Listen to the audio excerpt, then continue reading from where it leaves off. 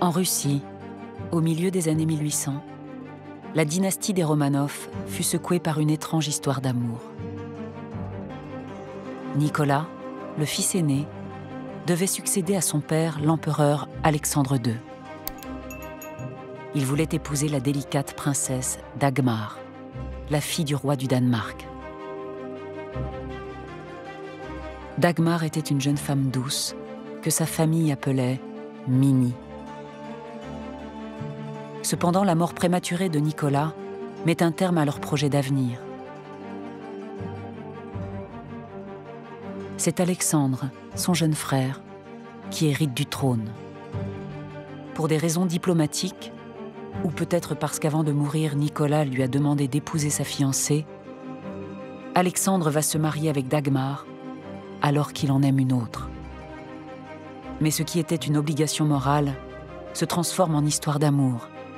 Et Alexandre, sacré empereur, veillera toute sa vie au bonheur de Dagmar, qui, devenue impératrice de Russie, s'appelle désormais Maria Féodorovna.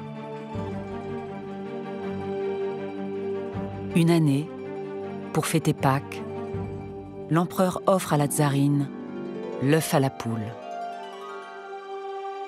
Le premier d'une série de bijoux légendaires qui marqueront l'histoire des Romanov jusqu'à leur chute et feront la gloire du joaillier Carl Fabergé.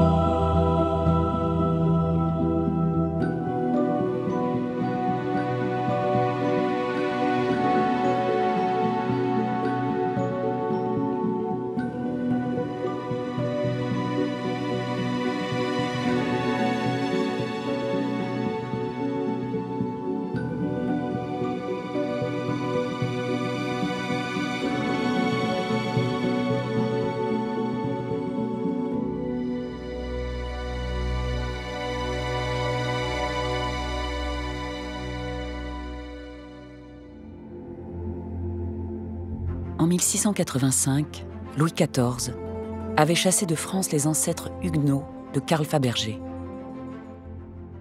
Un siècle et demi plus tard, Gustave, le père de Karl, ouvre une modeste bijouterie en Russie, à Saint-Pétersbourg. Saint-Pétersbourg, dès sa création, a été la ville de tous les rêves et de tous les désirs. Saint-Pétersbourg, c'est le symbole de l'ambition du tsar Pierre le Grand, qui en 1703 a décidé de bâtir sur le delta de la Neva une nouvelle capitale sortie du néant, une ville ouverte vers l'Occident,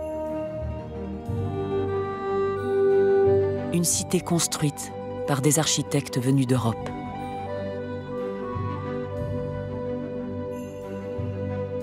Pour peupler la ville, le tsar avait alors ordonné aux aristocrates et aux bourgeois fortunés de quitter Moscou pour venir, ici, construire de somptueux palais.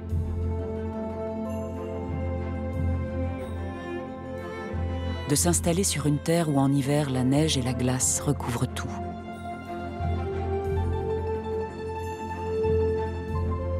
Où en été, le soleil ne se couche jamais.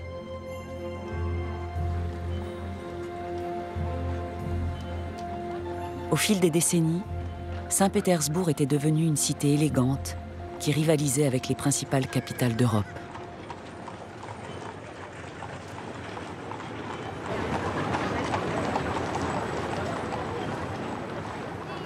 Dès qu'arrivaient les beaux jours, les fêtes s'enchaînaient. La bourgeoisie comme l'aristocratie s'amusait et dansait à perdre haleine.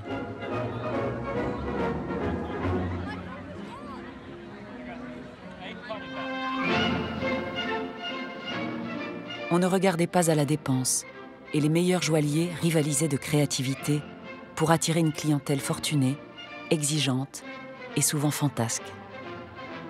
Les œuvres joyeuses des Fabergé ne pouvaient naître qu'ici.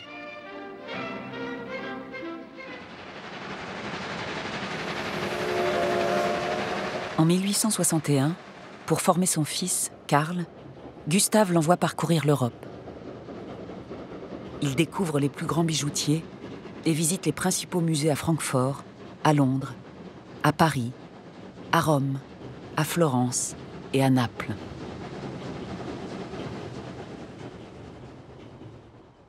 Peu après son retour à Saint-Pétersbourg, Karl commence à collaborer avec le musée de l'Ermitage, où il étudie les pièces du trésor scythe qui a été mis à jour lors de fouilles archéologiques en Crimée.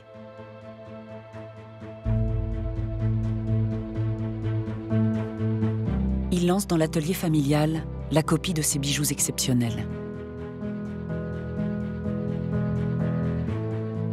Karl tente d'établir des relations avec le cabinet impérial. Il sait que ces contacts peuvent ouvrir la voie à des commandes prestigieuses,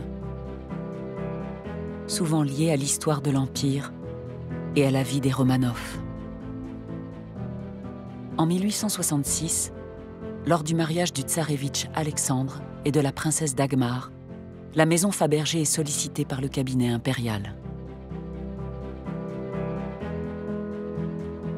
Lorsque Karl prend la direction de la boutique, la production est banale, mais le talent du jeune bijoutier et le destin vont créer les conditions de sa réussite.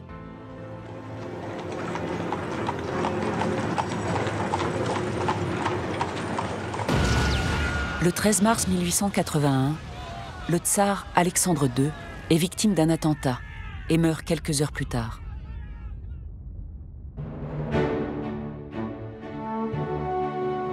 Le tsarévitch Alexandre lui succède sous le nom d'Alexandre III. Le nouveau couple impérial va jouer un rôle majeur dans la saga de la maison Fabergé. En 1882, à l'exposition pan-russe de Moscou, les copies des bijoux scythes sont remarquées par le tsar. Fabergé reçoit la médaille d'or.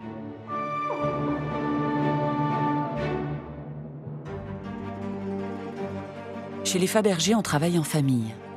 Karl est rejoint par son jeune frère, Agathon. Les qualités des deux hommes se complètent. Agathon bouillonne de créativité et Karl est un entrepreneur visionnaire. Ensemble, ils vont diversifier la production, se lancer dans l'industrie du cadeau, susciter la créativité des designers dans les différents ateliers et fabriquer d'étonnants objets. Ils vont bouleverser le marché de la joaillerie.